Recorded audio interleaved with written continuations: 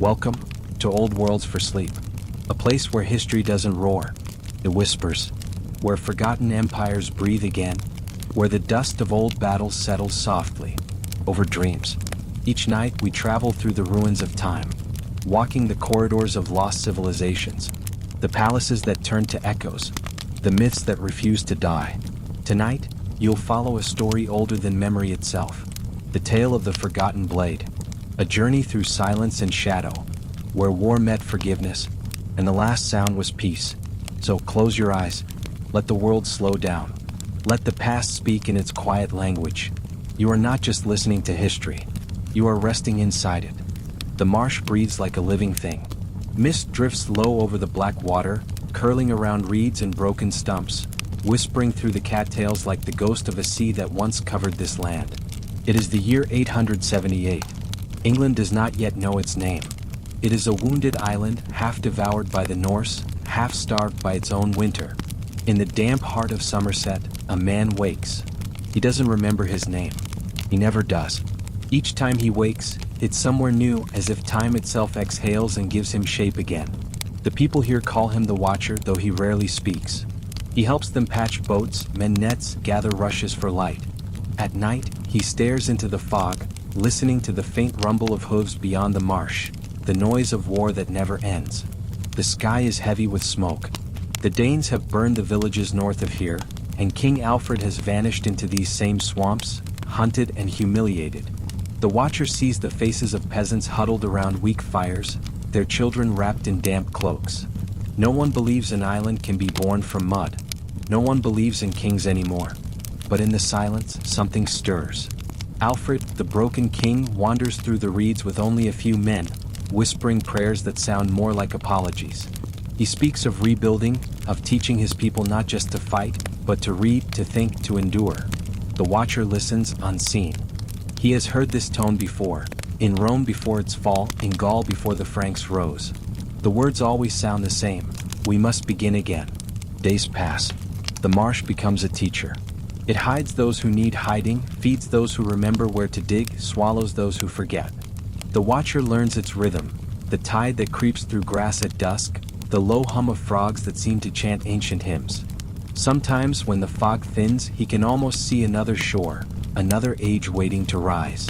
One night, he dreams of towers built on dry ground, of banners flying above stone, of a word that doesn't exist yet: England. When he wakes, he feels the mud between his fingers, sticky and cold, but alive. In this damp cradle of defeat, something is quickening, a heartbeat beneath the soil. He whispers to the darkness. From here, it begins again. The wind moves over the marshes, bending the reeds as if nodding in agreement. And far to the east, beyond the smoke, the first pale light of morning spreads across the land like a promise. It will take centuries for that promise to be fulfilled. Centuries of crowns and swords, ships and chains, smoke and blood. But every empire begins somewhere. And this one, this empire of fog and dream, was born not in glory but in quiet survival. As the fog thickens again, the Watcher closes his eyes. He will sleep soon.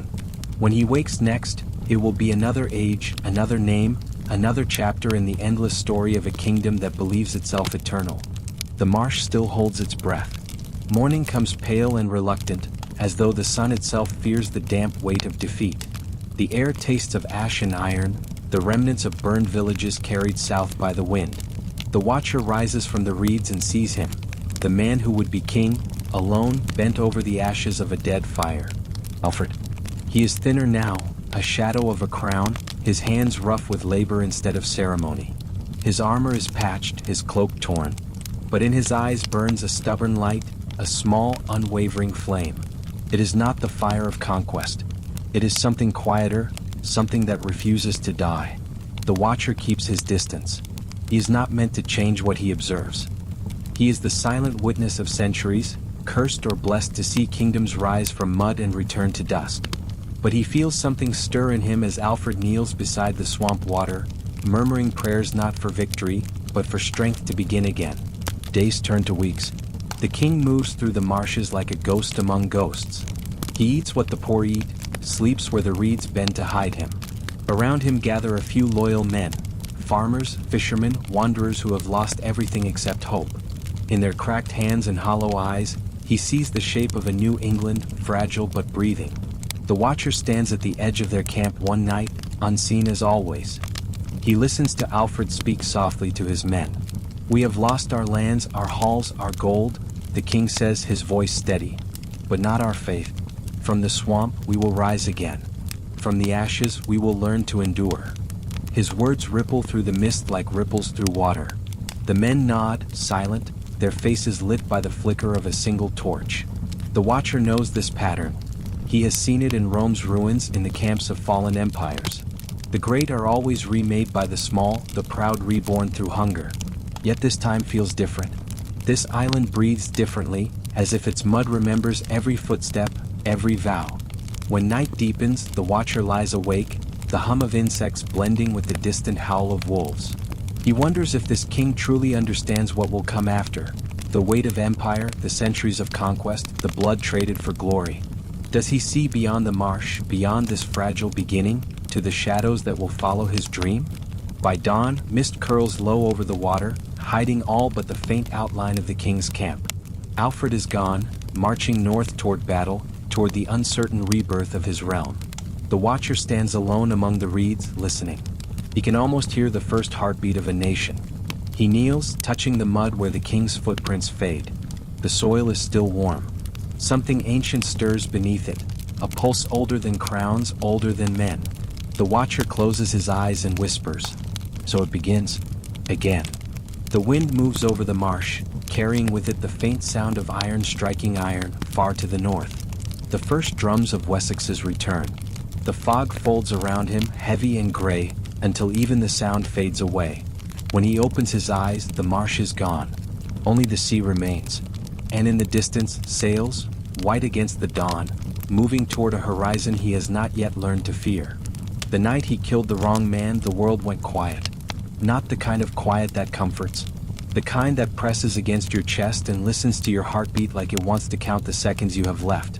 It happened in a village far from any map, where the roads turned to mud and names turned to numbers. He had been told the target was a merchant, cruel, loud, the kind of man no one would miss. But the house he entered was smaller than expected. A child's toy lay by the door. He hesitated. For a breath, the candlelight flickered and the world seemed to whisper, "Not him." But hunger doesn't listen, and orders don't care. When it was done, the silence felt heavier than the body. He wiped the blade, stepped back into the cold, and waited for that familiar numbness to return. It didn't. Something inside him, the last small part that still believed in chance, cracked. By dawn, he was already being hunted. The villagers had found the wrong corpse and the right clue, his footprint in the frost. He fled through fields, through ditches, through breath that burned in his chest. Dogs barked in the distance. He kept running until his legs gave out. He found refuge in a barn at the edge of nowhere. The straw smelled of rot and rain. He crawled inside and buried himself beneath it, heart pounding, lungs shaking.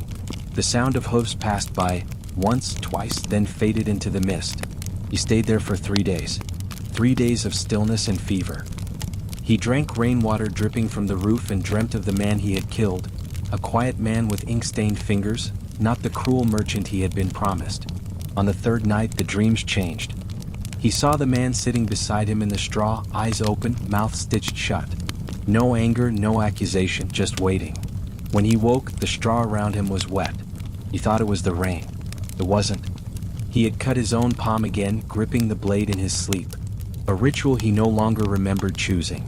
Blood seeped into the straw, dark and slow. The smell filled the air, sharp, human, impossible to forget. He whispered to no one, "I'm sorry," though he wasn't sure for what. Sometimes he thought the straw whispered back. Tiny rustles that sounded like words. Maybe it was the wind. Maybe it was guilt learning a new voice. When he finally crawled out into the daylight, the world looked different, brighter, crueler, clearer. He washed the blood from his hands in a frozen stream and watched the water turn pink, then clear again. It struck him how easily color disappears, as if the world was built to forget. That morning, a farmer passed him on the road and didn't stop. The man nodded politely, the way you do to strangers you'll never see again. He didn't know that the man he passed had killed someone who shouldn't have died, and that somewhere behind them, a child was still waiting for her father to wake. He kept walking. He didn't pray. He didn't speak. He just walked until his legs ached and the sun turned red above the horizon. He realized then that the work wasn't just about killing.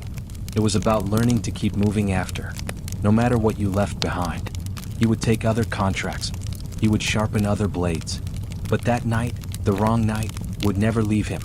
Every time he touched straw again, he smelled blood. Every time he saw candlelight flicker, he remembered hesitation. He began to wonder, how many wrong names had he been given? How many others had died because someone whispered a lie in a tavern? How many more would he bury before he was finally buried himself? There are moments that divide a man into two halves, before and after. That night in the straw was his. Before it, he was a shadow for hire. After it, he was something else, not yet human, not yet gone. Something in between. And maybe you felt it too, that one moment when you wish you could take a breath back, a step back, a word back. But you can't. You just learn to live inside the silence that follows. As he vanished down another nameless road, the only trace he left was the whisper of his boots against the dirt, and the faint scent of blood still clinging to the straw. They say the hardest thing to kill is a memory, but for him the hardest thing to keep was one. After the blood and the straw dried, he left the village before sunrise. He didn't look back. He never did. The trick to disappearing wasn't speed, it was silence. You didn't flee. You faded. Like smoke when the wind forgets where to take it. He learned early that running draws attention. A man running has a story. A man walking slowly through a marketplace, eyes down, hat low. He's just another shadow in the crowd. And so he became one. He discarded his old coat, buried it beneath a bridge, and burned his shoes. He washed his hands with vinegar until the smell of straw and blood was gone. Then he whispered his name, the one he used to have, and let it dissolve into the air. That was how he began again. Each town gave him a new name, though none ever felt right. In one he was Lucien, the quiet pilgrim. In another, Tomas, the mason's cousin. Sometimes he didn't bother naming himself at all. He'd nod when spoken to and vanish before anyone thought to ask again. He studied how to disappear, not just from sight, but from memory. You could walk through a crowd and still leave echoes. The sound of boots, the smell of rain on your cloak, the faint reflection of your eyes in candlelight. He learned to erase those too. He would walk slower when passing guards, breathe quieter near open windows, time his steps with church bells. He even trained himself not to sneeze. Once, during an entire winter, when the cold made his eyes water and his lungs burn. It wasn't discipline.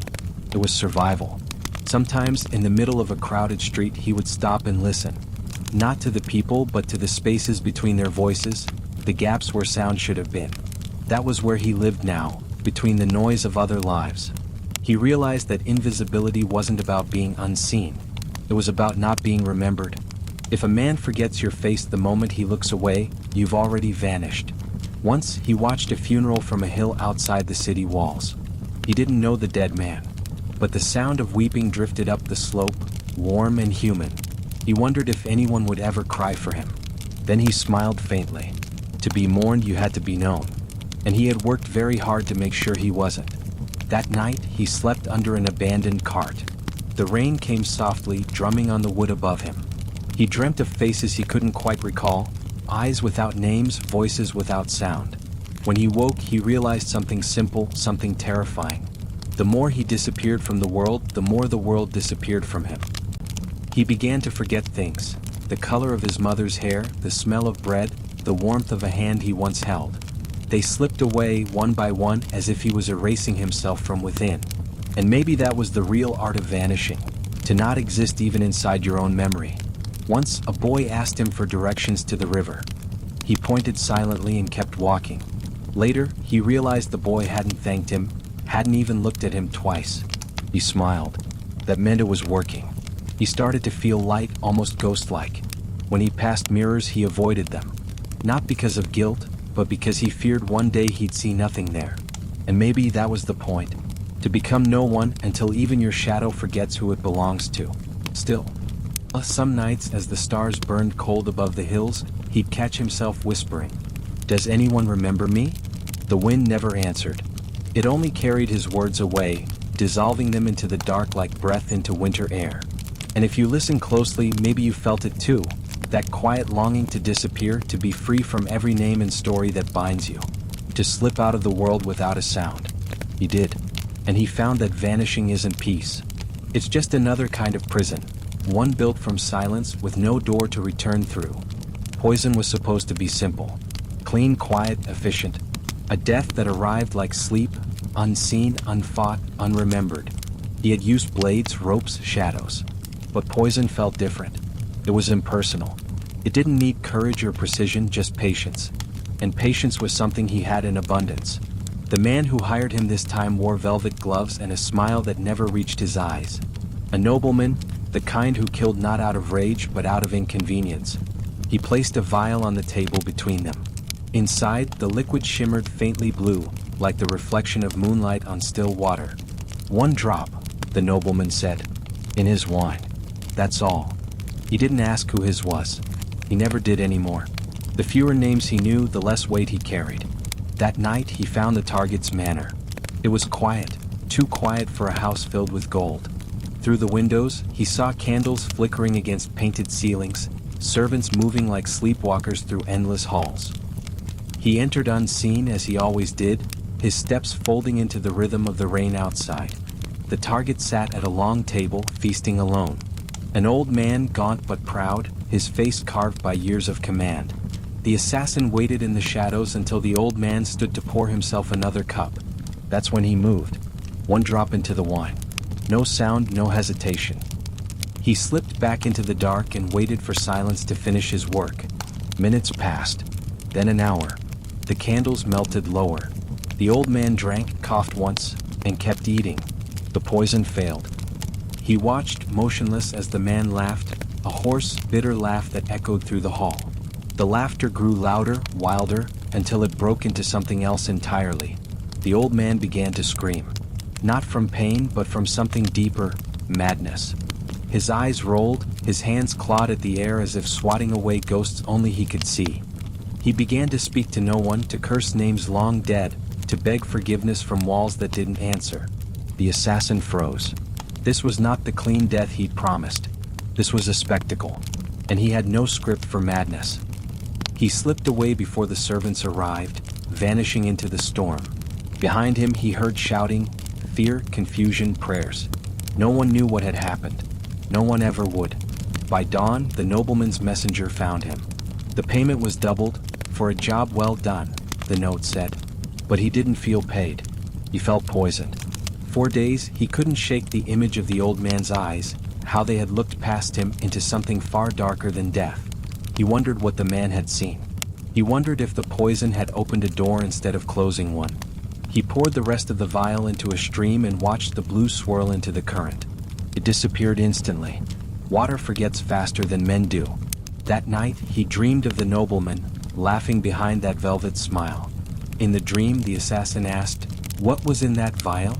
The nobleman replied, "Truth." He woke with his heart pounding and his throat dry, the taste of metal on his tongue. He began to understand, the world didn't need poison to kill. It only needed lies. And lies were the only thing that never failed. From then on, he avoided poison. Not out of fear, out of superstition. It wasn't death that frightened him. It was the thought of watching someone lose their mind instead of their breath. There was mercy in steel. There was cruelty in a slow unraveling. He carried the empty vial for years after, tucked into his cloak pocket. A reminder of the night death laughed back. When the moonlight hit the glass just right, it still glowed faintly blue, like regret pretending to be beauty. And sometimes, when the air was still and the night too quiet, he would whisper to it, "I didn't mean to hurt him like that." But the vial never answered. Only the wind did, sighing softly through the trees, as if to say, no one ever means to.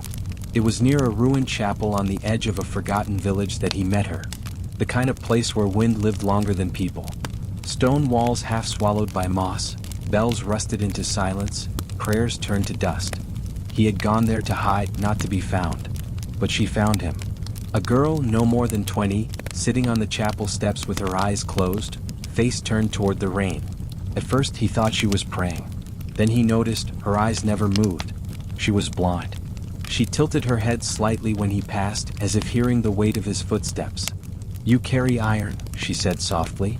Her voice was calm, like someone who had nothing left to fear. He froze. Her tone wasn't accusation, it was recognition. He said nothing. Silence had always been his shield. She smiled faintly. Iron smells like rain before a storm. Yours smells older. He didn't know what to say, so he kept walking. But her words followed him like echoes. That night, when he camped under a dead tree, he could still hear her voice threading through the wind. The next morning she was there again, sitting on the same step, holding a small dagger in her hands. It was dull, the blade cracked near the hilt. She ran her fingers along it as though reading something written in steel. "Do you know how to fix this?" she asked. He hesitated, then nodded. He took the dagger, studied its balance, and began to sharpen it against a whetstone from his belt. She listened to every stroke, smiling. "The sound," she whispered, "it's like sewing, stitching the world back together." He didn't smile, but for the first time in years he didn't want to leave. She told him her name was Alara. She lived alone, tending to the chapel's small garden, trading herbs with passing travelers. "People come to me for cures," she said. He almost told her that some people came to him for endings, but he didn't. She didn't need that truth. Neither did he. When he handed her the restored dagger, she brushed her fingers against his hand. Her touch was light, unafraid. "You have a steady grip," she said. "Not a healer's." He waited for fear in her voice, but there was none. Only curiosity. She leaned closer, her unseeing eyes seeming to search the air around him. "There's something about you," she murmured. "You move like a man who isn't sure he exists." He wanted to laugh, but it came out as a sigh. He stayed in the village longer than he should have. Days turned to weeks. He helped her carry water, repair the chapel roof, chase away wild dogs. No one noticed him there. No contracts, no whispers, no silver. For a brief moment, life became small enough to hold in his hands. At night they would sit by the fire. She'd tell stories of saints and monsters, her words floating like smoke through the rafters. He would listen, watching the light move across her face. He wondered if she saw things he couldn't. He wondered if blindness was its own kind of freedom. One evening she asked, "What do you see when you close your eyes?" He didn't answer. How could he tell her that all he saw was blood that refused to fade? Instead he said, "Nothing. Just shapes that don't belong to anyone." She smiled sadly. "Then maybe you're looking in the wrong darkness." When he left, he didn't tell her goodbye. He couldn't. Some people are too gentle to know what you really are. He left the dagger behind, clean and sharpened, resting on the chapel steps beside her.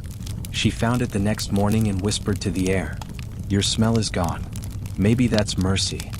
As he walked away, her words followed him again, quiet, haunting, forgiving. He touched the empty space where the dagger should have been on his belt and realized something small but sharp had been taken from him. Not a weapon, a weight. And somewhere inside, beneath all the names he'd buried, a thought rose and stayed. Maybe not everyone who finds you wants to hurt you. For a time he believed there were others like him. People who moved in silence. People who understood that the world only remembered the loud, but was built by the quiet. He had heard the rumors in taverns and dockside alleys, whispers of a brotherhood. A circle of men and women bound not by loyalty but by shadows. They said these assassins shared codes, secrets, even mercy among their kind. He never believed in mercy, but he wanted to believe in company. The first time he met one, it was by accident. A man dressed in black, his posture too careful to belong to a drunk. They sat at opposite ends of the same tavern table, neither looking up.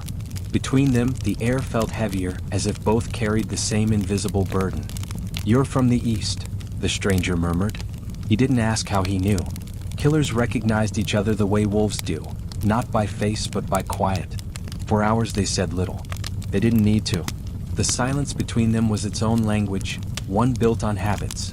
The way a man grips his cup, how often he glances at the door. When the stranger left, he left a single word carved into the wood with a knife tip. "Brother." He traced the letters with his thumb long after the man was gone. The word felt foreign, fragile, like something meant for someone else. Days later, he found the same man hanging from a tree outside the city walls. A placard on his chest read, "Murderer of the Faithful." No one mourned him. No one even stopped to look. He stood there for a long time, the wind tugging at the corpse's cloak, before finally walking away. He didn't bury the man. He didn't know how to bury a reflection. From then on, he began to notice others, faces in the dark, glances that lingered a second too long. He wondered if they too carried the weight of silence, or if they were merely shadows pretending to be. Some approached him. Most didn't. And when they did, it always ended the same. A shared meal, a promise of trust, and a betrayal before the next sunrise. There was no brotherhood. Only men too lonely to admit they were alone. Once, he was hired to kill a merchant who had cheated a noble house. When he arrived, the job had already been done. The body still warm, the air still smelling of oil and iron. Someone else had been there first. On the wall, written in blood, was a single phrase, "We walk the same path." He never found out who left it, but it followed him, from city to city, border to border. Sometimes scrawled on a doorframe, sometimes whispered by strangers who shouldn't have known his name. It wasn't admiration. It was a warning. He began to realize the truth. In his line of work, there could never be brothers. Only mirrors, each one showing you what you'd become if you kept walking. One night, in a silent courtyard lit by lantern smoke, he met another like him. Older, slower, his eyes tired but steady. The man said, "You can't share a life built on silence. Sooner or later, someone has to break it." He nodded. Neither of them spoke again. When dawn came, the old man was gone, and a single coin had been left beside his bedroll. On it, scratched faintly, was the same word he'd seen carved years ago, brother. He turned it over in his palm until sunrise, wondering if it was a message or a curse. Maybe the brotherhood existed once. Maybe it never did. Maybe it was just an idea, the last illusion of men who'd forgotten how to be human. He kept the coin anyway.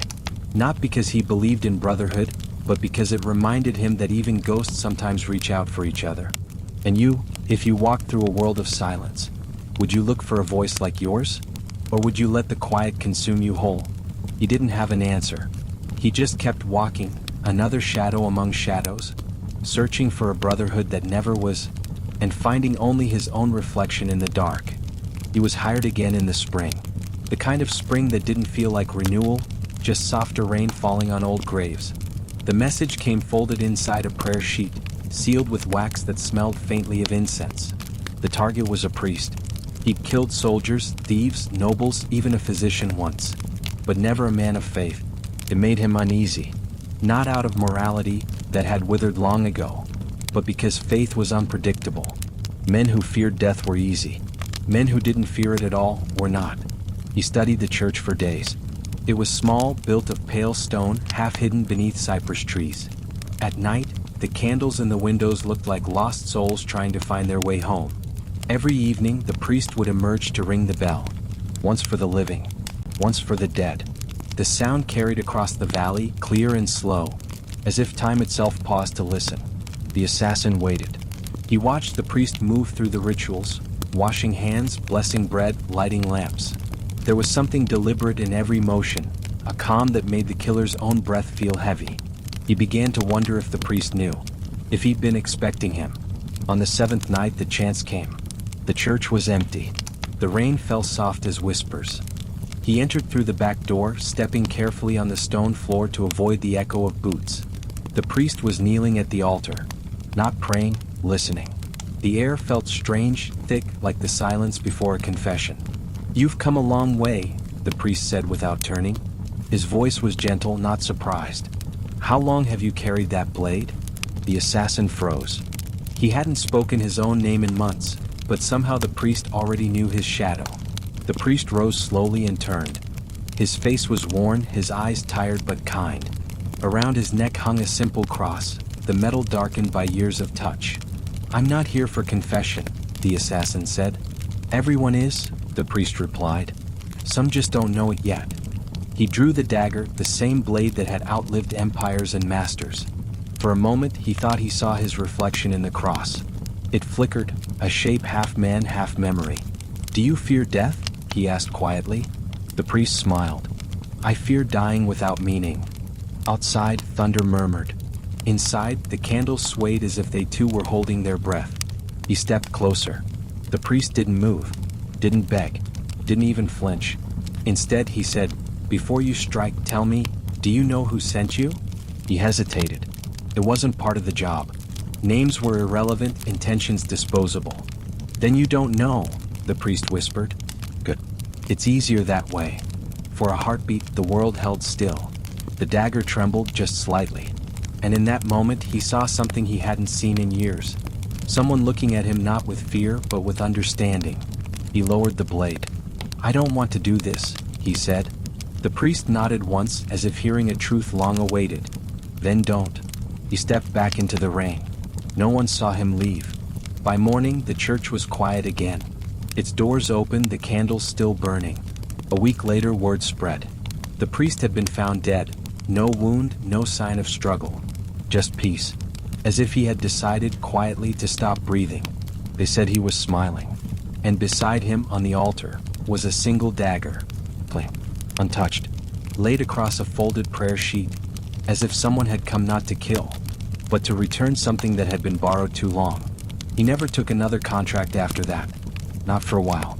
Not until the world reminded him that peace is never permanent. But sometimes, when he walked through quiet towns and heard the sound of a distant bell, he would stop, look toward the hills, and whisper to the wind, I left the blade where it belonged. And perhaps, somewhere beyond the sound, the priest was still listening. He reached the city at dawn, or what was left of it. The gates stood open, splintered by time. The walls covered in ivy so thick they looked more like cliffs than stone. No guards, no traders, no morning noise. Just wind moving through empty windows, carrying a smell of dust and rain. The locals called it the Nameless City, though once it had a name. He'd seen it on an old map, faded like a half-remembered dream.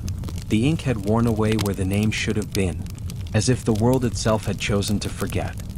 He entered quietly, boots sinking into soft earth where streets used to be. Birds nested in broken towers. Water dripped from cracked fountains where kings once washed their hands. Every corner whispered of things that had mattered once, and then stopped mattering altogether. He wasn't there for a contract. He wasn't there for redemption either. He was just tired. And tired men walked toward quiet places. He found shelter in what must have been a library once. Columns leaned like weary monks. The roof had long since given up, leaving only beams and sunlight. Shelves of ruined books lined the walls. Pages chewed by insects, ink turned to shadows. He picked one up, opened it gently, and found only blankness. The words had fled. He sat there for a long time. Sometimes silence was safer than memory. As night fell, he lit a small fire and watched the sparks climb into the dark like lost prayers. Somewhere nearby, he heard footsteps. Soft, careful. He reached for his knife, old instincts hard to unlearn, but stopped when he saw her. An old woman stepped into the glow, carrying a lantern made of glass and wire. Her eyes were clouded but alive. You shouldn't be here, she said. No one stays after the sun goes down. Why? He asked. She shrugged. Because the city remembers at night. He almost laughed, but her face was too calm for superstition. She sat across from him, warming her hands by the fire. Once this place had a name, she said softly. People spoke it with pride. Then war came. Then famine. Then silence. When the last child forgot how to pronounce the city's name, it died. And when a name dies, so does the soul that held it. He stared into the flames. He wondered what his own name meant now. If it had died the moment he stopped answering to it. The woman studied him. You've killed, she said. There wasn't a question. He didn't deny it. Then you've taken names too, she whispered. Each one leaves a mark. Sometimes when the city sleeps, I hear them calling. Not for revenge, but to be remembered. The fire crackled. A sound like paper sighing. He asked quietly, do you remember them? She smiled faintly. Someone has to. Outside, the wind rose, carrying with it a faint hum, like voices buried beneath the earth. The woman listened. There, she said, they're speaking again. Every night they ask for one thing, not forgiveness, not peace, just a name. He felt something shift inside him, a small, painful recognition. Maybe that's why he kept walking from place to place, because every time someone said his name, it hurt a little less. When dawn came, she was gone. Only the lantern remained, still glowing faintly beside the ashes. He picked it up. Inside, something shimmered, not flame, but a pulse of light, as if the glass had captured a heartbeat. He carried it with him as he left the city, the wind whispering through ruined arches behind him. And though he could never remember the name of that place, he remembered the sound it made when it breathed. It was the same sound his own heart made when it wanted to stop. A long, quiet sigh, somewhere between forgetting and peace. And if you had walked there, through those hollow streets where time itself had grown tired, would you have listened to the wind? Or would you have feared what it was trying to say? He didn't look back. Some names were meant to stay buried. But the light inside the lantern flickered softly in his hand, as if something, somewhere, had remembered him instead. Mercy was supposed to feel warm. That's what he'd always believed before he learned how cold it could be. It began with a mistake, though most mistakes did. He had been sent to end a life, a merchant accused of treachery. But when the moment came, the blade hesitated.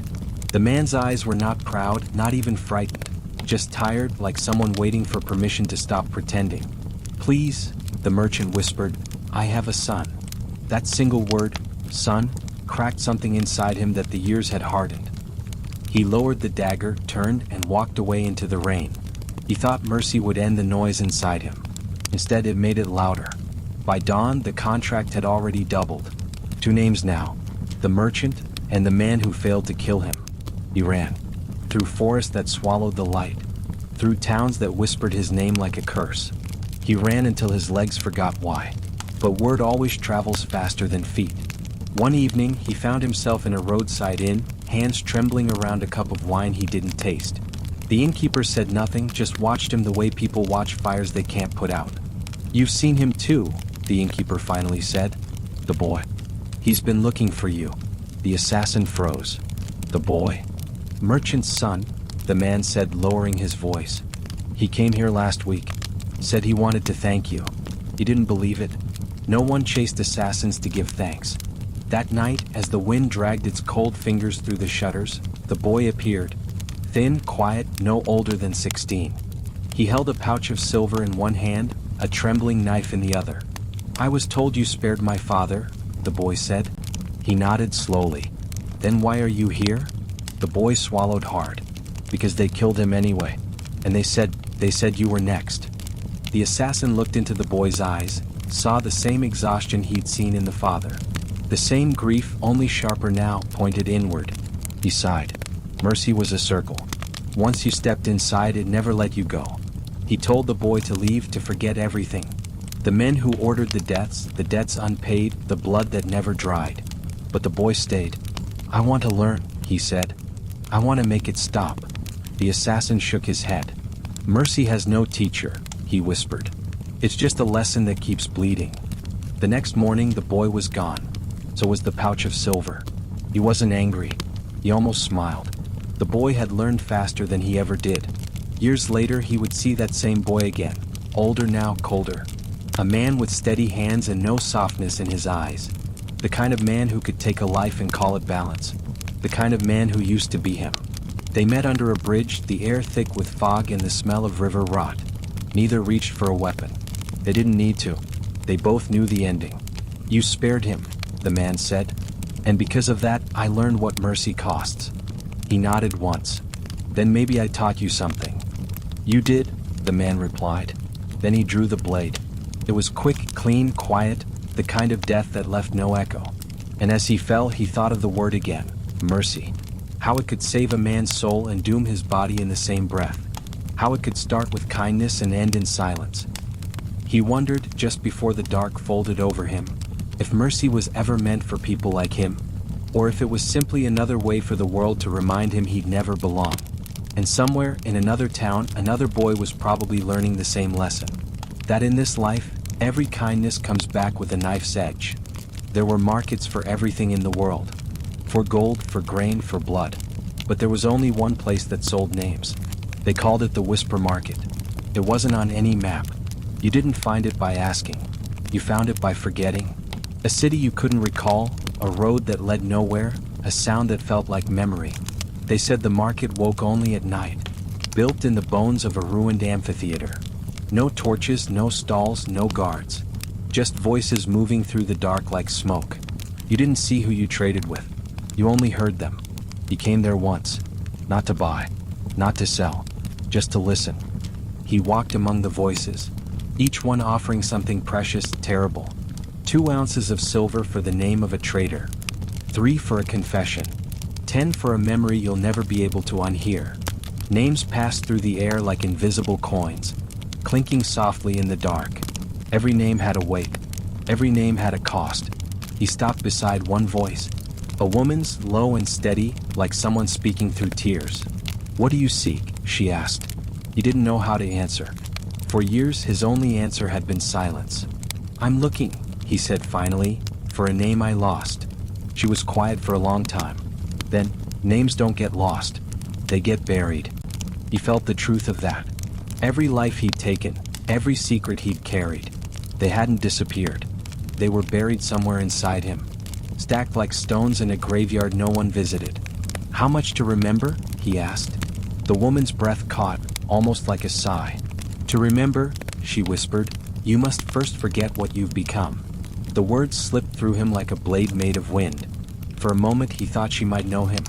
Not the mask, but the man beneath it. But when he reached out, there was no one there. Just air, cold and still. He wandered deeper.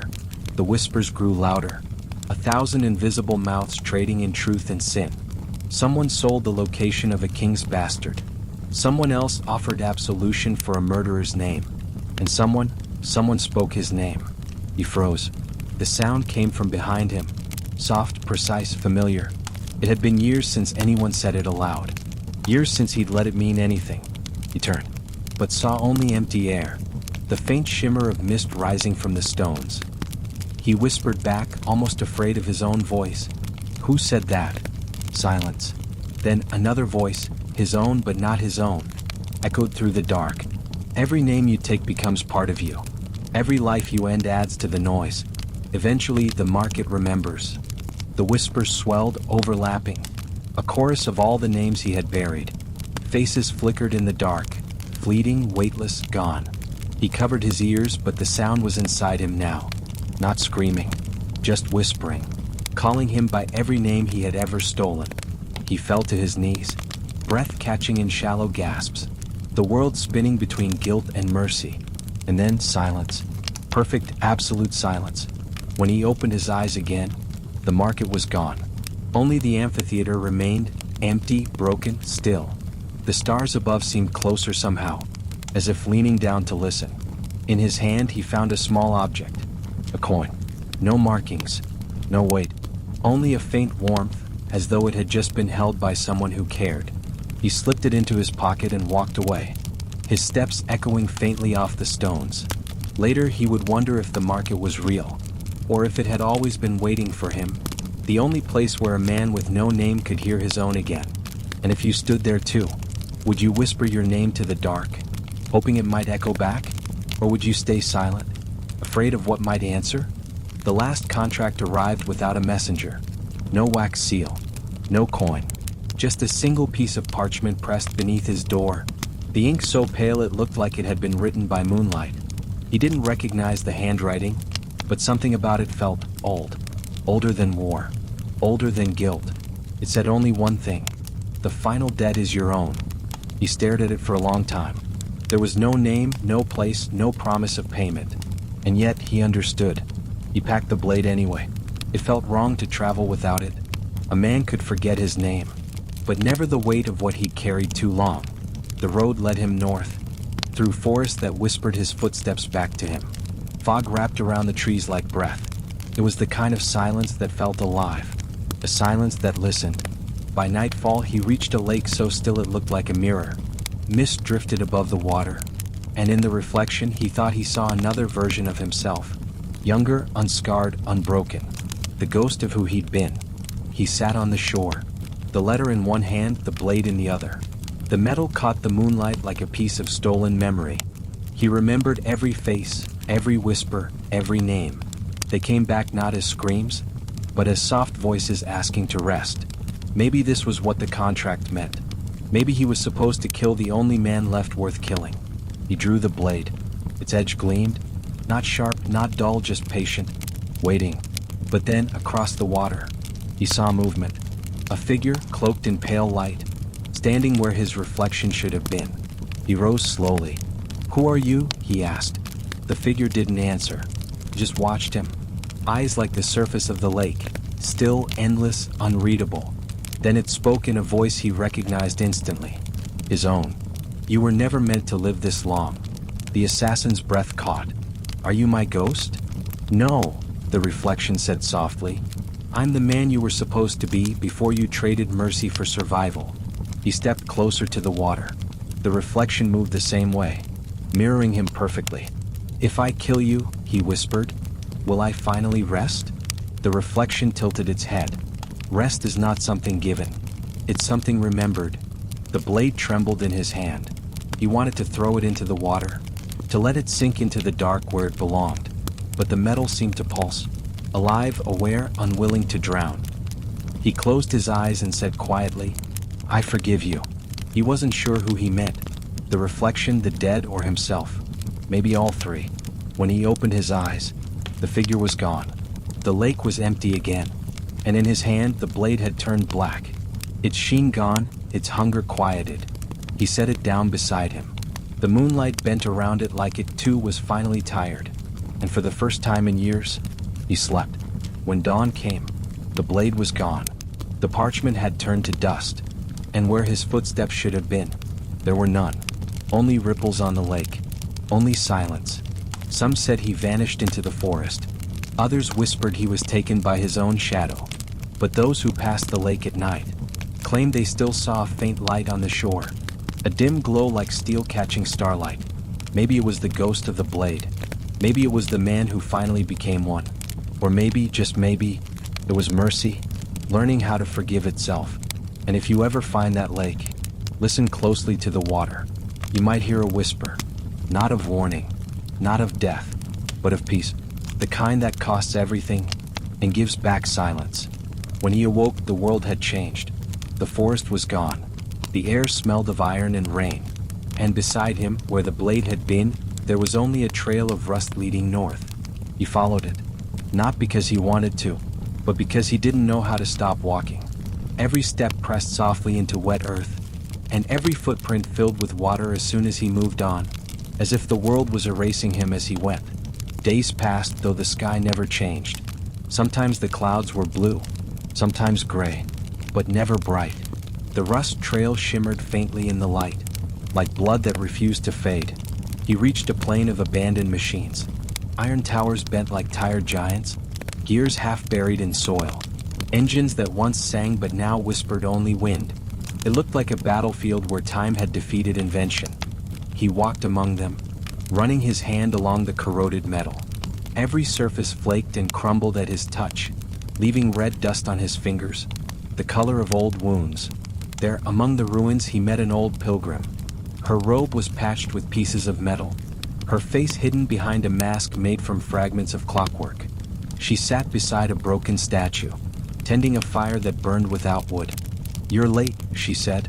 Her voice was dry, steady, like the turning of a wheel that hadn't stopped in centuries.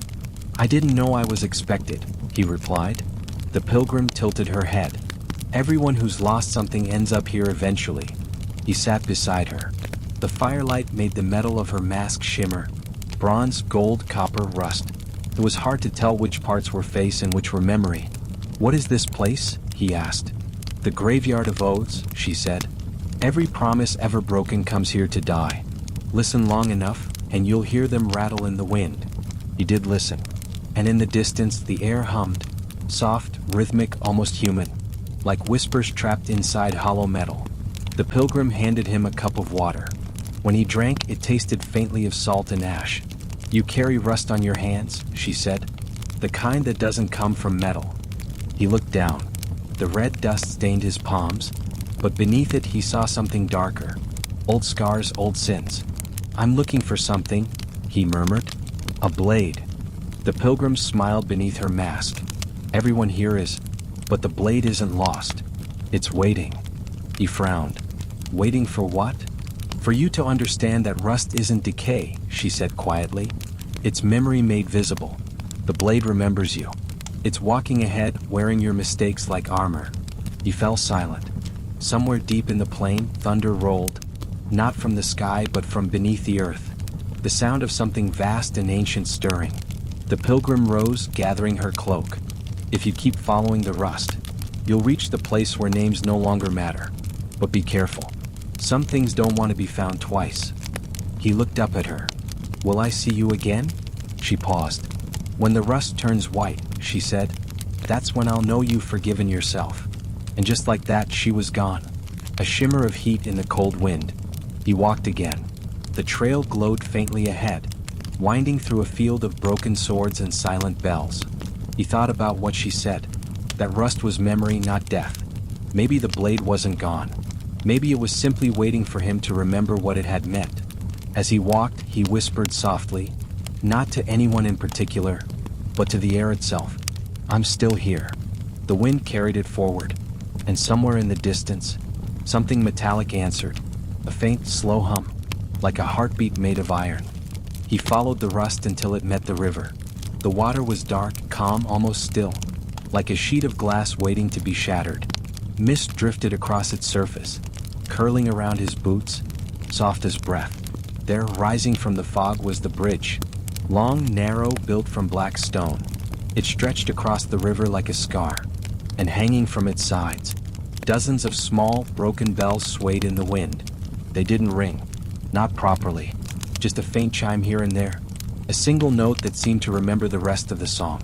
He stepped onto the bridge. The stones were slick with moss, the air colder than it should have been. Every step echoed twice, once in the air, and once deep below, as if something beneath the river was answering him. Halfway across he stopped. Someone was standing at the far end. A woman pale as moonlight, cloaked in a veil that shimmered with tiny bits of metal. When she moved, it sounded like rain falling on stone. You shouldn't cross without offering, she said, her voice gentle but distant, like it came from behind glass. I have nothing to give, he replied. The woman tilted her head. Then you can only leave what you've taken. He thought about that. He had taken many things, lives, names, time. But the one thing he'd taken most was silence.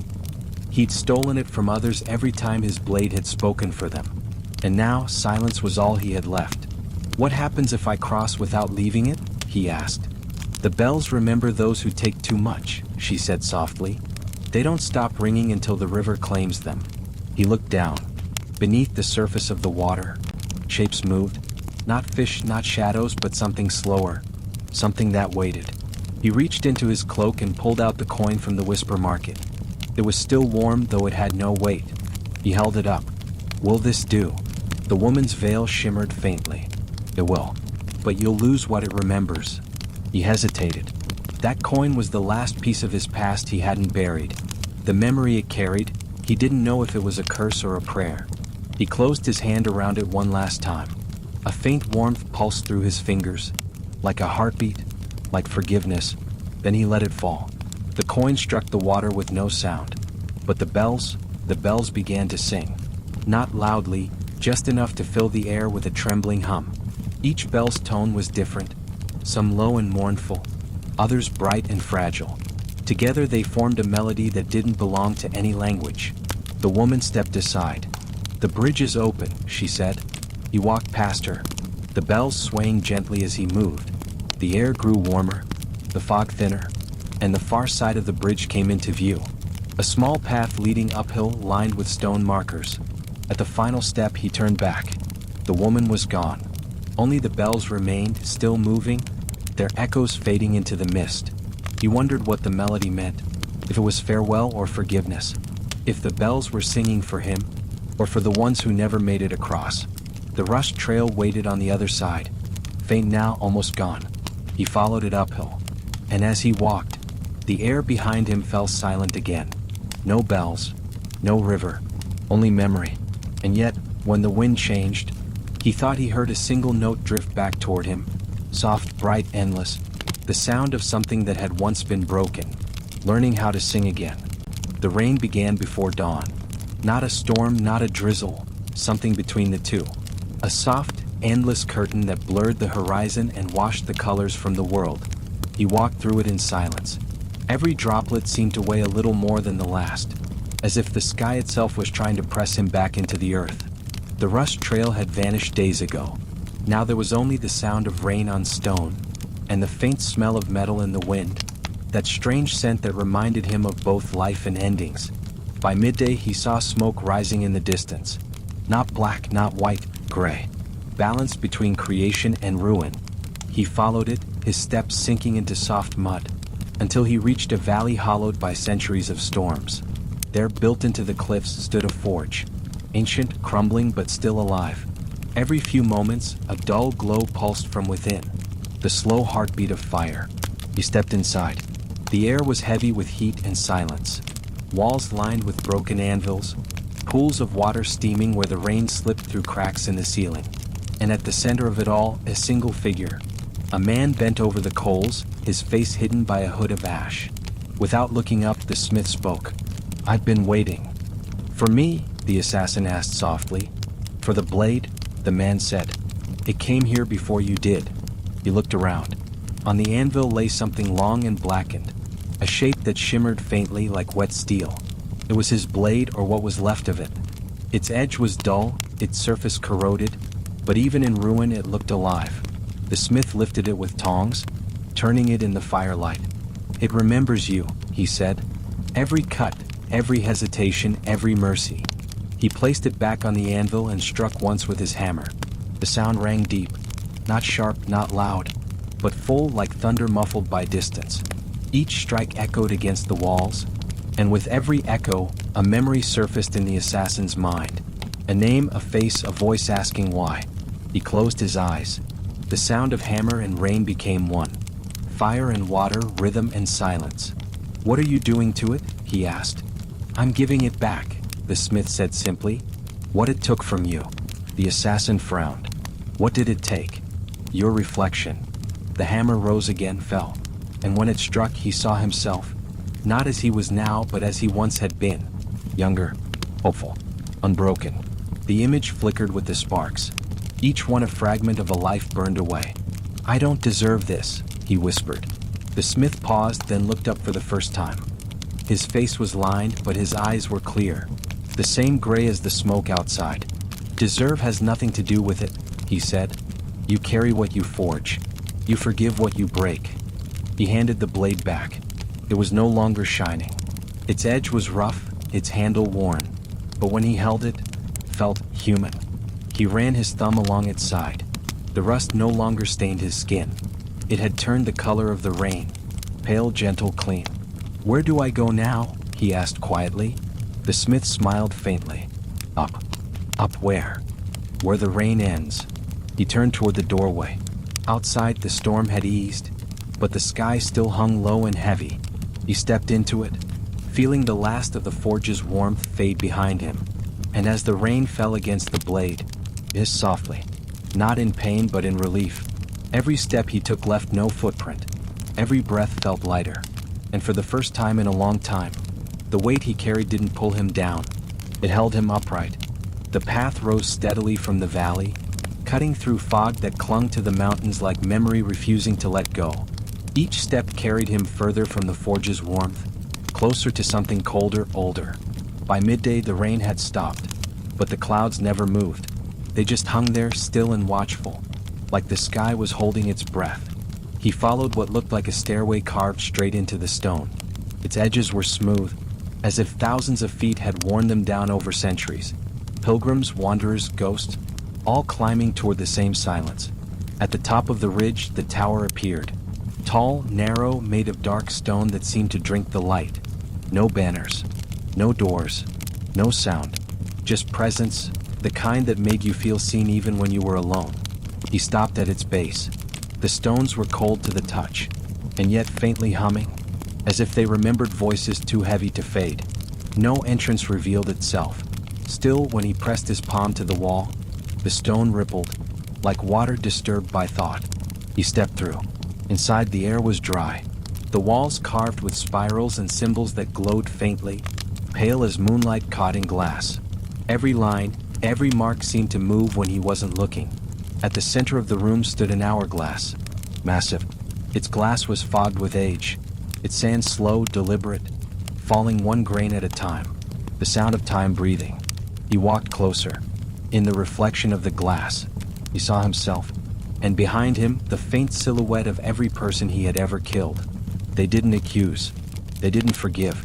They simply stood there waiting. A voice came from nowhere, and everywhere at once. Every man leaves two shadows, one ahead, one behind.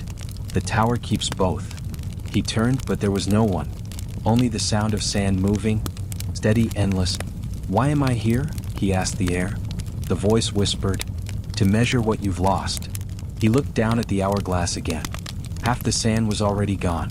The rest clung to the top chamber like it didn't want to fall. He placed his hand against the glass. It was warm. And beneath his touch, he felt the pulse of something alive. Not his heart, but the weight of every choice he'd ever made. He thought of the bridge, the bells, the forge, the blade that no longer cut. And for the first time, he wondered if redemption was ever a destination, or just the slow forgetting of who he used to be. The sand shifted. The last grains began to fall faster. Each one whispered as it dropped. A name, a moment, a promise. Then the voice spoke again, quieter this time. When the last grain falls, you will remember everything. And when you do, you will have to choose. He closed his eyes. The air grew thick. The hum of the walls deepened. And in the stillness, he heard a sound he hadn't heard in years. A heartbeat. His own. It wasn't steady. It trembled, stumbled, then found its rhythm again. He watched as the final grain slipped through. The glass cracked softly. A thin, bright line spreading across its surface like lightning. He reached out, but the hourglass shattered silently. No explosion, no chaos. Just stillness, and the soft drift of sand that glowed faintly as it fell around him, covering the floor like snow. When the last grain touched the ground, the tower sighed. A deep, low exhale, like something ancient letting go. He looked down. His hands were covered in glowing dust, and for a moment, it felt as if time had forgiven him too. He walked toward the open archway that hadn't been there before. Outside, the clouds had parted just enough to show a sliver of light. Not sunrise, not sunset. Something between the two. A color that didn't belong to any hour. He stepped into it, and behind him, the tower faded back into the mist. Patient, eternal, waiting for the next soul brave enough to listen to its silence. Beyond the tower, the path softened. The stone gave way to soil, and the air smelled faintly of cedar and smoke. The wind carried no chill now, only the quiet warmth that follows long rain.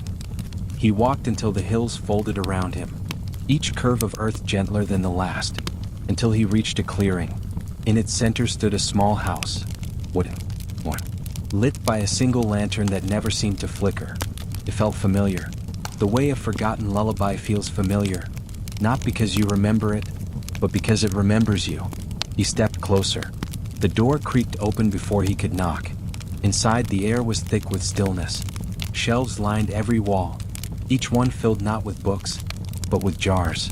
Hundreds of them, each glowing faintly from within. He moved between them slowly. Every jar held a name, written on a strip of paper, floating in the soft golden light. Some names he recognized immediately. Faces flickered in his mind. Echoes of laughter, of final breaths. Others were strangers, but they all stirred something deep inside, like the ache of an old wound that never truly healed.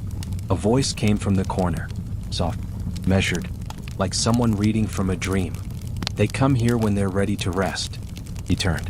An old woman sat by the fire, her eyes pale as frost, her hands busy folding paper into small, precise shapes. "Who are you?" he asked. "The keeper," she said simply. "Of names, of endings." He looked around again. "What happens to them? When the world forgets, they come here," she said. "Every name has a weight, a sound, a meaning. When memory fades, they drift, until they find this place, where they can sleep without being erased." He reached toward one of the jars. The light within trembled at his touch. The paper inside unfolded itself slightly, as if recognizing the warmth of his hand. The name written there was his. He froze. "How long has it been here?" he whispered. The keeper smiled faintly. "Since the day you decided to stop using it." He stepped back, his breath unsteady. The jar's light pulsed once, then settled again, as if it understood his hesitation. "Can I take it back?" he asked. "You can," the woman said, "but you'll have to wake what's sleeping." He thought of all the people who'd spoken his name once, with fear, with anger, with trust.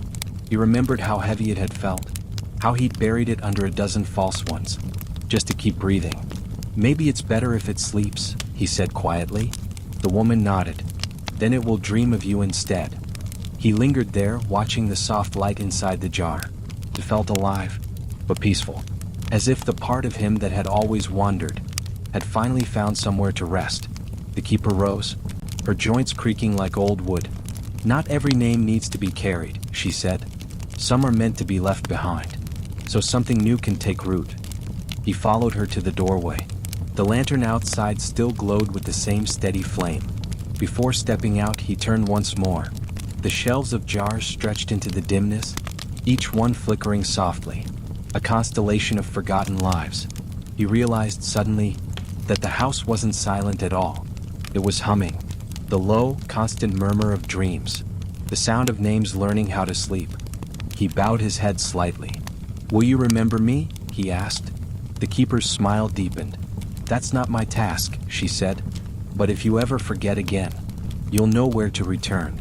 He stepped back into the cool night. The door closed gently behind him, the lantern's light dimming to a single ember. The air was so still he could hear his own heartbeat. And for once, it didn't sound lonely. He looked toward the horizon. There was no trail now. No rust, no tower, no forge. Just open land, and a sky that seemed to be waiting. He whispered to it, softly, carefully. Not his name, just his breath, offered to the night like a promise. And somewhere behind him, inside the little house, a jar flickered once, as if it had smiled in its sleep. He walked for days without a sound. The road stretched through endless plains, barren but not lifeless, the kind of emptiness that listens when you breathe. The air changed first. The scent of salt, faint but insistent, rose on the wind, though there was no ocean in sight, only the distant outline of a tower, standing alone against a pale horizon. It took him a full day to reach it. The structure was tall, narrow, made of white stone cracked by time. Its light still burned at the top, steady, unwavering, though it had no reason to. No ships to guide, no waters to warn. A lighthouse without a sea. He climbed the spiral stairs slowly. Each step echoed like a heartbeat against the stone. Halfway up, he passed carvings along the wall, waves, stars, eyes, and names he couldn't read. It felt like walking through someone else's memories. At the top, the light wasn't fire. It was something softer. A sphere of glass filled with a warm, endless glow, like a sun trying to remember itself. He stood before it, the warmth brushing his face, his shadow stretching behind him, long and thin. "You've come far," a voice said from the corner. An old man sat beside the light, his skin weathered, his beard streaked with silver and soot. He wore the robes of a keeper, but his eyes held no reflection, only light. "Is this the end?" the assassin asked quietly. The keeper smiled faintly.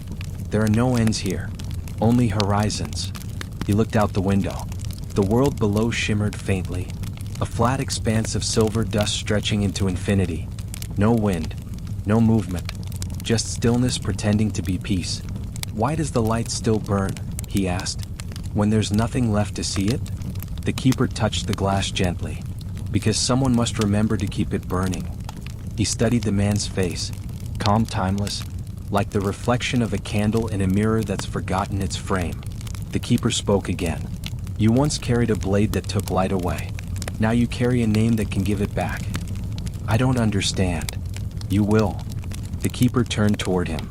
"Tell me, do you regret it all?" The assassin hesitated. There were too many answers, and all of them true.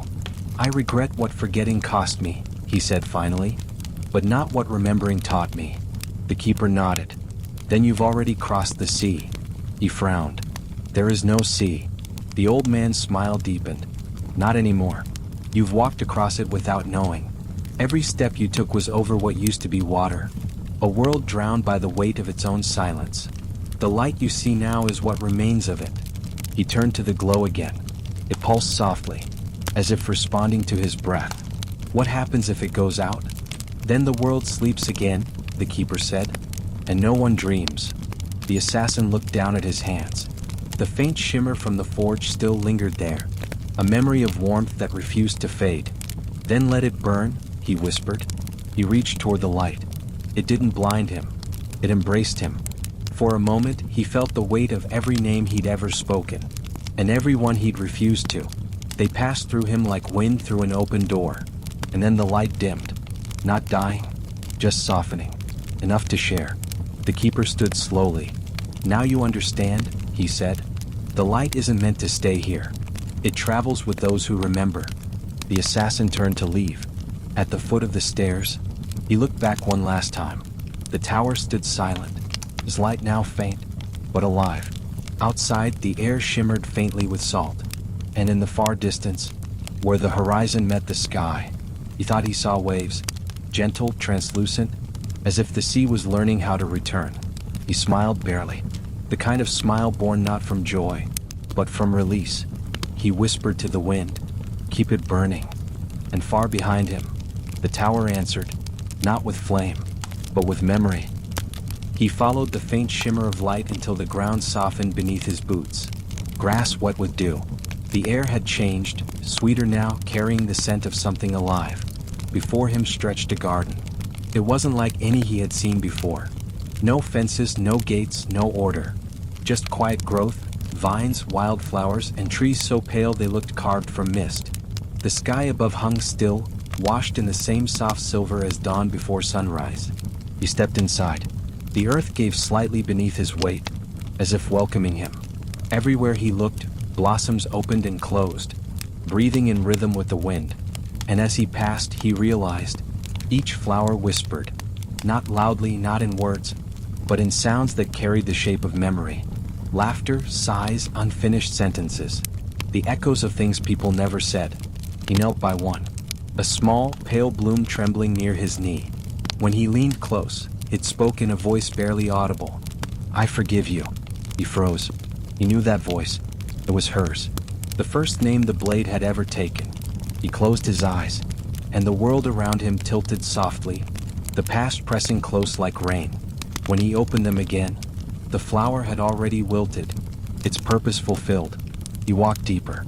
Each step took him past 1,000 unspoken things.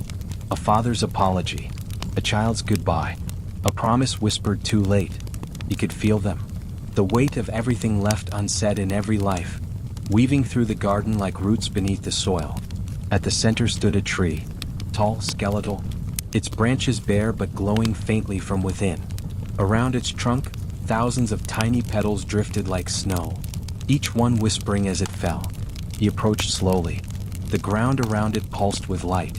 The closer he came, the more the whispers gathered, voices merging into a low hum that filled the air. Not mournful, not joyous, just full. At the base of the tree sat a woman, her back turned to him. Her hair was white as ash, her hands resting gently in her lap. "You found it," she said, her tone calm as if she had expected him. "What is this place?" "The end of language," she said, "where everything people couldn't say learns to bloom." He looked around. The air shimmered with breath, half silence, half sound. Even the ground seemed alive with listening. "Why show me this?" he asked. "Because you spent your life speaking with silence," she replied. "It's time to learn what it meant." He thought about all the times he had chosen quiet over truth, when mercy could have been a word, but became a blade instead. "Do they ever stop whispering?" he asked. "No," she said softly. "Some things were never meant to end, only to soften." He sat beside her. The earth was warm, and beneath it he could feel the pulse of something ancient, a rhythm older than regret. She turned toward him. Her face was familiar, not as someone he knew, but as someone he might have been, a reflection of peace wearing the shape of forgiveness. "You can leave if you wish," she said, "or you can stay and listen until your name becomes one of them." He looked up at the branches, bare, patient, luminous. For a moment he imagined his name hanging there, not as a wound, but as a sound that never had to be spoken aloud again. He smiled, the kind of small, quiet smile that belongs to people who have finally stopped running. "I'll listen," he whispered. The woman nodded once, and as he closed his eyes, the garden breathed around him, flowers opening, voices softening. the air full of everything humanity ever meant but never said. In the distance, the lighthouse's faint glow merged with the sky, and beneath it, the man who had carried silence his whole life finally found peace in its echo. The wind passed through the garden like a sigh, and somewhere among the blossoms, his name bloomed and slept.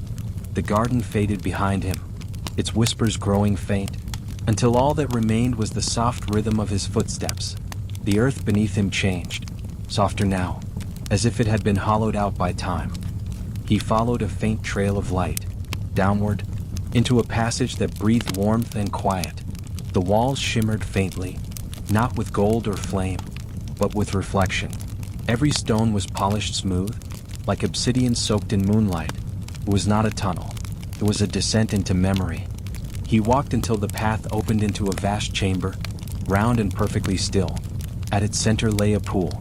The surface was glass-like, too still to be water, too alive to be stone. He knelt beside it, feeling the air hum gently around him. When he looked down, he didn't see his reflection. He saw moments. A woman's eyes, a city burning, a blade raised beneath a moon, and then, hands shaking, letting go. He flinched. The images rippled and changed. Now he saw the forge, the tower, the garden, each one glowing faintly like chapters in a story that had always been waiting for its ending. "Do you remember?" a voice asked. He looked up. No one stood there. The sound came from the mirror itself, soft and familiar, like someone who had once shared his breath. "Yes," he said quietly, "I remember." The surface brightened, and his reflection returned, but older, tired, eyes steady. He reached toward it. The reflection did the same. "Are you still me?" he whispered. The reflection smiled faintly. "I am the version that never left." He studied it, every scar, every shadow, every trace of the man he had tried to forget. "Then what happens if I touch you? You stop being two people." He hesitated. The light from the pool trembled, casting ripples of gold across the chamber walls. "You're afraid," the reflection said. "Not of dying, of ending the story." He closed his eyes. The voice was right. He wasn't afraid of vanishing. He was afraid of being finished. When he opened them again, he took a slow breath and pressed his palm to the surface. It was warm. The reflection's hand met his, solid, real, as if two halves of the same breath had finally found one another again. A hum filled the air, soft, constant, like a heartbeat returning to rhythm after years of silence. Light rose from the pool, swirling gently, carrying shapes, memories, names, faces, all dissolving into one long exhale. He watched them rise, feeling neither sorrow nor joy, only peace. The reflection spoke one last time. "You were never just the blade," it said. "You were the silence between the strikes." He wanted to answer, but the light had already begun to fade, and with it the reflection. Soon there was only stillness again. The pool no longer showed anything, only the dim glow of his own lantern and the faint shimmer of a tear that might have been his, or the earth's. He sat for a long while, hands resting on his knees, listening to the slow, gentle sound of the world exhaling around him. Then he rose. The path behind him had vanished, but ahead, a faint silver shimmer, rising upward, like dawn waiting to be born. He took one last look at the mirror. Its surface was blank now, yet somehow he felt seen. "Thank you," he whispered, and as he stepped into the light, the ground beneath him sighed, and the chamber folded back into the earth, like a memory finally allowed to sleep. When he stepped out of the tunnel, the world had changed again. The air was brighter, not sunlight, not moonlight, but something between the two.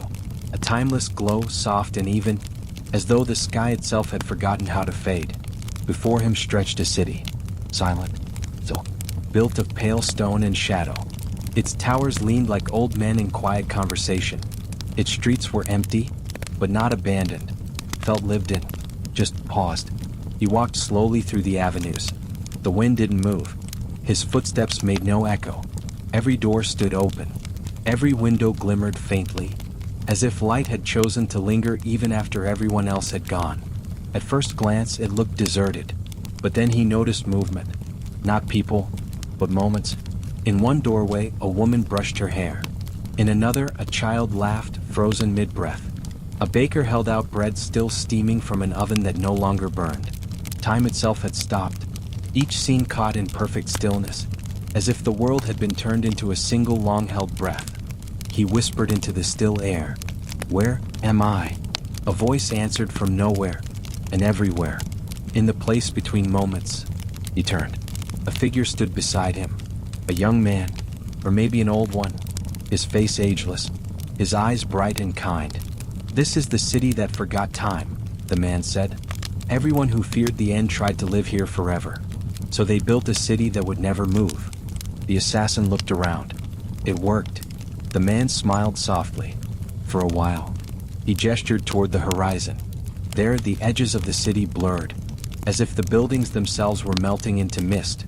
"When you stop the clock," he said, "you stop the heartbeat too." They walked together in silence. The air was thick with quiet, not heavy, just full. Each step stirred faint glimmers of dust, catching the light like stars remembering how to breathe. "Do they still dream?" he asked. The man paused. "They dream of moments they never lived. The more they remember, the slower the city fades." They came to a fountain at the center of the square. The water hung mid-fall, 1,000 droplets suspended in perfect stillness. The assassin reached out, touching one with the tip of his finger. It was cool, alive, and yet unmoving. "It's beautiful," he said quietly. "It's a promise," the man replied, "that nothing beautiful should end." The assassin's hand lingered in the air. "But everything does." The man's smile didn't fade. "Eventually, even beauty grows tired of holding its breath." The words sank deep, settling somewhere between sorrow and peace. "Why bring me here?" he asked. The man turned to him. "Because you lived your life between seconds, always waiting for time to forgive you. It's time you learned that forgiveness doesn't need clocks." The assassin looked around again, faces frozen mid-smile, hands mid-reach, dreams mid-breath. He thought about the lives he had ended, each one cut short, each moment trapped forever between what was and what might have been. He closed his eyes. "I'm sorry," he whispered. The air shifted, softly, like fabric loosening around a wound. When he opened his eyes again, the fountain began to move. Water flowed, slow at first, then steady. A bird took flight from a rooftop. A child laughed again, not frozen this time. The man beside him smiled. "Time doesn't need to forget," he said. "It only needed to be forgiven." The city began to breathe. Doors creaked. Windows shimmered. The light changed color, warm and alive. He stood in the middle of it all, feeling the world start again, as if his apology had turned the key. "Will they remember me?" he asked. "They don't have to," said the man. "They'll remember the silence that became a heartbeat." The assassin nodded slowly, and for the first time, he felt no weight on his shoulders, only air.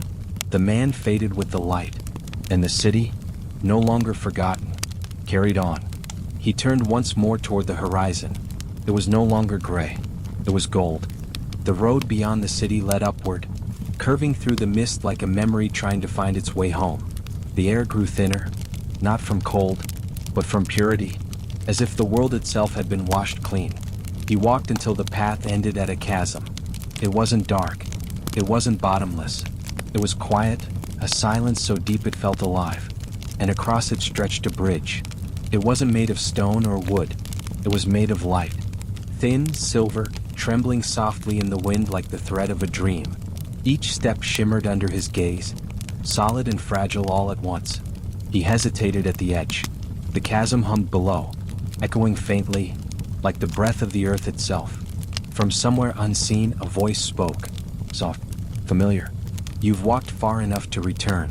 He turned, but saw no one, only the faint outline of the city behind him, now glowing gently in motion once more. "Return where?" he asked. "To where you began," the voice said. "To the place where you first forgot how to forgive yourself." He looked down at the bridge again. It pulsed faintly, invitingly, each rhythm matching the beat of his own heart. He stepped onto it. The surface rippled beneath his feet, not unstable, just alive. As he walked, memories rose beneath the glassy light. A forest, a blade in his hand, a face fading into shadow. a child hiding behind a door. A single word he never said. Each step made the bridge brighter, as if every memory he accepted became part of its strength. Halfway across, the mist thickened. Shapes began to move within it. Figures, faces, people he had known and lost. They didn't accuse. They didn't forgive. They simply looked at him, as if waiting to see if he would keep walking. He bowed his head slightly. "I see you," he whispered. "I remember you." The bridge brightened again. The figures smiled faintly, then dissolved into the light, becoming part of it. He walked on. The chasm below began to hum louder, not as a warning, but as music. A low, endless note, the sound of something vast and old welcoming him home. At the far end of the bridge stood a gate, simple, wooden, the kind you'd find in a quiet village, not guarding a throne, but a life.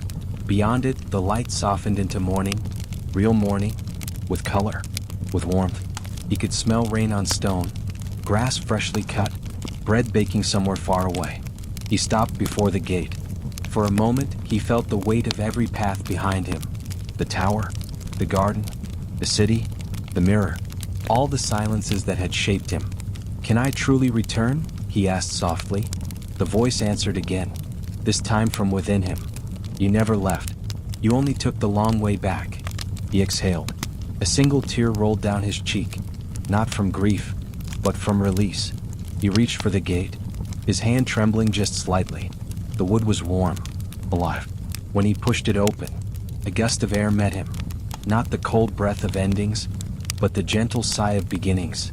He stepped through, and as he did, the bridge behind him began to dissolve, not vanish, but fold back into the light that made it, like it had only ever existed to lead him across.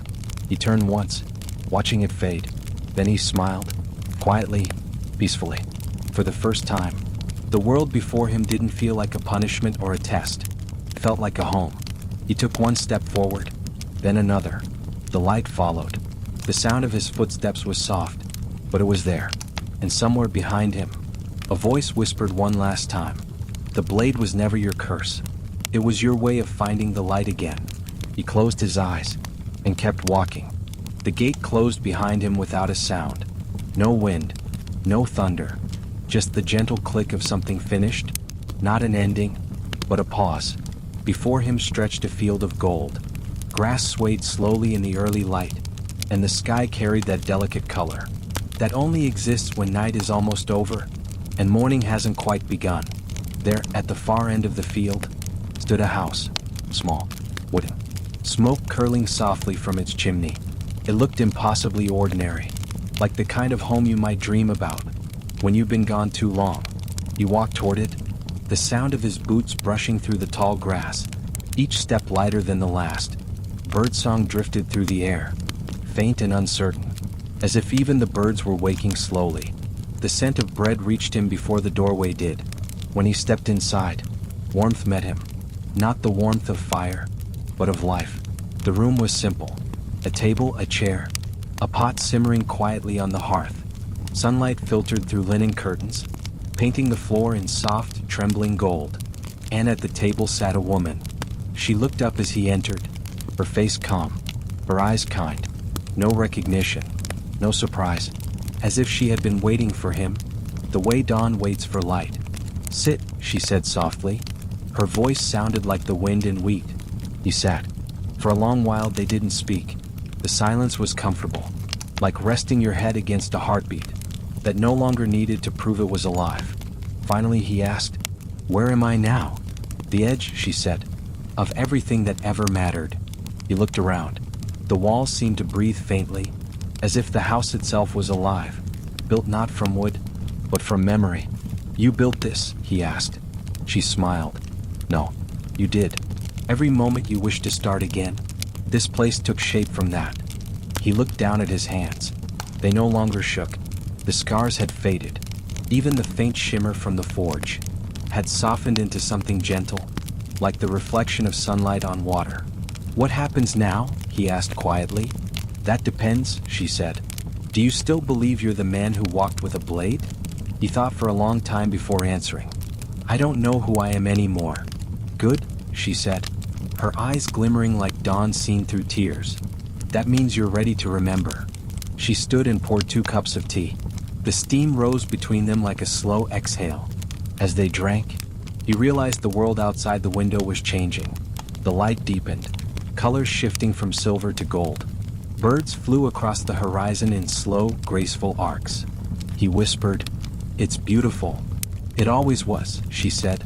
"You just had to stop fighting it long enough to see." He looked at her again. Something in her face stirred a memory, not a specific one, but a feeling, like the warmth of a hand once held long ago. "Do I know you?" he asked softly. She smiled, but didn't answer. Instead, she reached across the table, took his hand, and placed something small in his palm. It was a key, warm from her touch. "What does it open?" "The last door," she said. "The one that doesn't lock from either side." He nodded slowly.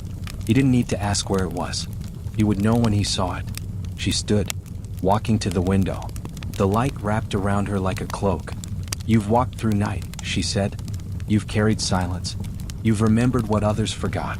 Now it's time to rest." He rose. The air around them shimmered faintly, and for a moment, the whole house seemed to breathe with him, as if it were sighing in relief. He looked at her one last time. "Thank you." She turned, her smile soft as the morning light. "You don't have to thank me. You built this place so you could finally come home." He opened the door. The field stretched before him again, bathed now in the first true gold of dawn.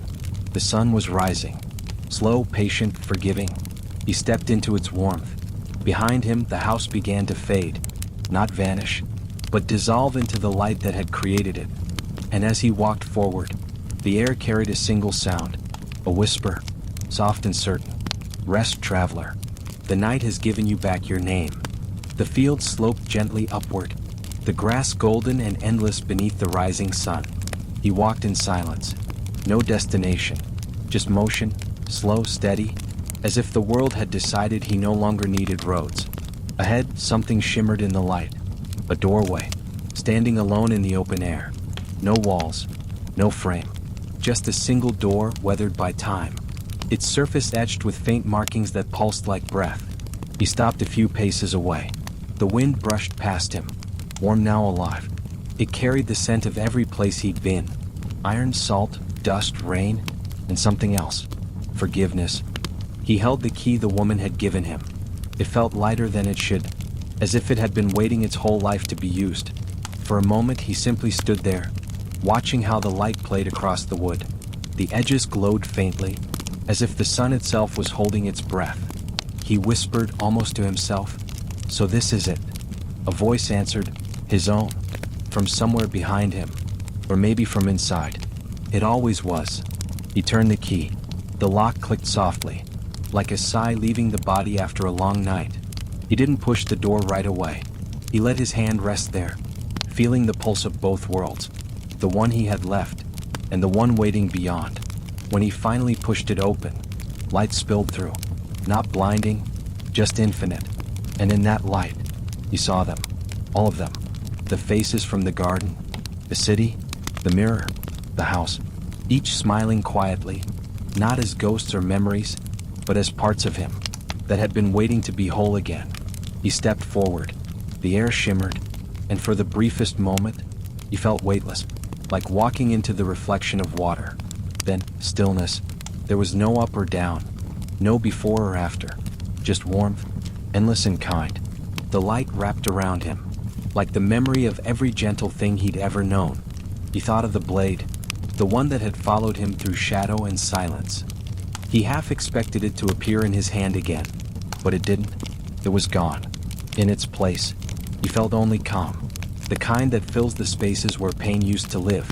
Somewhere in the distance, a bell rang once, not a warning, not a summons, just a sound, marking nothing, ending nothing. He smiled, and for the first time, he didn't wonder what came next. He didn't need to. He looked back, but there was no field, no house, no gate, only the horizon and the soft gold of new morning. He spoke one last time, not to anyone, but to the world itself. "May the quiet remember me kindly." The door behind him shimmered once more, then began to fade. Not close, not vanish, just dissolve into air. Because some doors, he realized, don't shut. They opened both ways.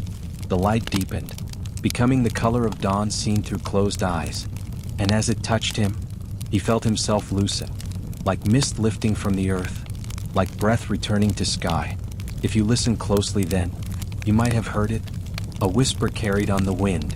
The blade sleeps now, the silence is whole, and somewhere, beneath the endless rhythm of time, a man walked home, not as a shadow, not as a legend, but as peace itself. The sun rose higher, the world turned quietly, and the story ended the way all true stories should, not with noise, but with rest.